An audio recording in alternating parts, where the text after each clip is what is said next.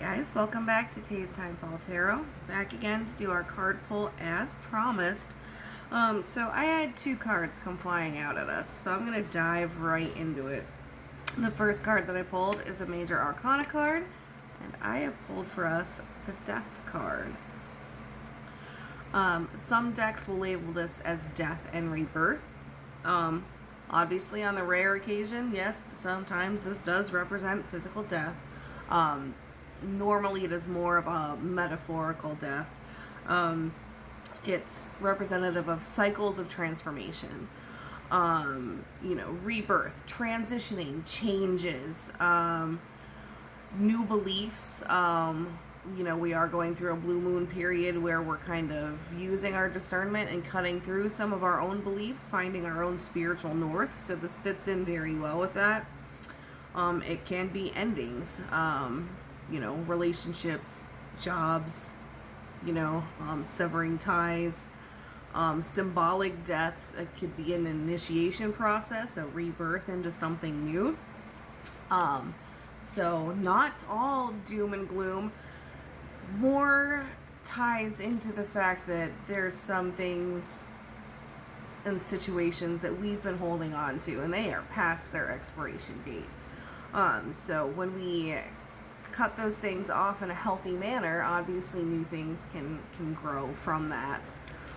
So this is not a card I would ever say that you need to fear. This is a card that is preparing you for clearing space for new opportunities and new beginnings, or finding a new beginning for yourself, being authentic with yourself.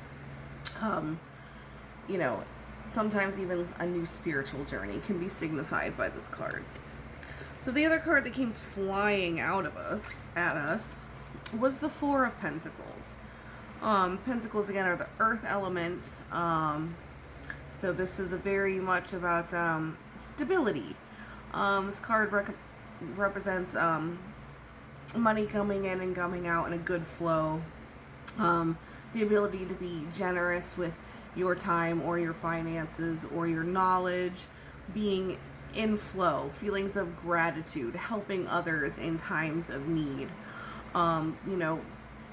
living, with stability and abundance. So that just tells me right there that even though we might be getting a little bit uprooted, having to cut off some ties, move in a new direction, we're gonna be okay. Like, the stability is forthcoming. So this tells me that once we get rid of those meaningless connections or the routes that aren't going anywhere and we stop wasting our energy on it, that, things, not only are we going to be okay, there's great potential for things to be better, for us to be stable and prosperous. So let me go ahead and pull us an oracle card as well.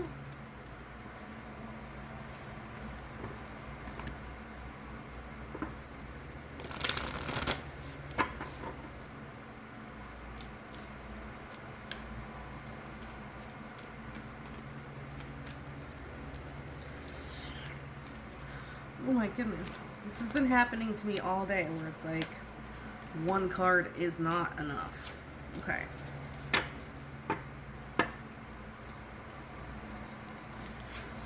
First card that came flying out at us was Full Moon in Libra, which is find your balance. Libra in the zodiac is the symbol of the scales. It's all about balance. And this card particularly says find a balance, but I'm feeling more that it's like find your balance.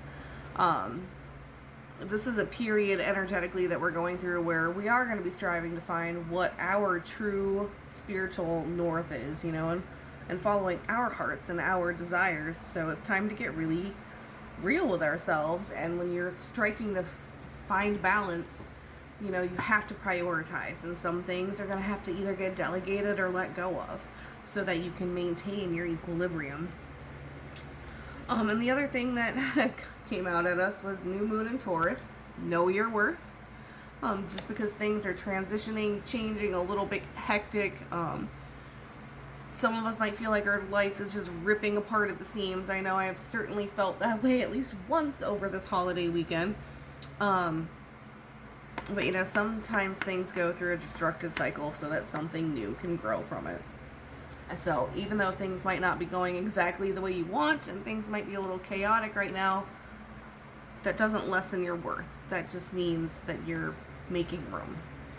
And the last card that came flying out at us is the last quarter moon in Aries, which is work through your feelings.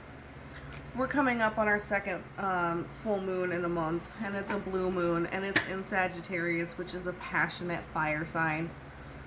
You're gonna be in your feels a little bit. Totally normal for the kind of energetic portal that we're in right now. Just work with it, you know, roll through it, acknowledge the feeling, understand that you feel that way, and plot your course of action. Like, you know, just because you might be stuck in your feelings a little bit doesn't mean you can't just acknowledge it and say, okay, this feels like chaos and I'm stressed out right now and I don't like it, but what's my next step? What do I want to do with this? What new doors do I want to open? So use this energy to spur your growth instead of moaning and groaning because we all hate change because it sucks and it's unfamiliar, so we're not comfortable, right?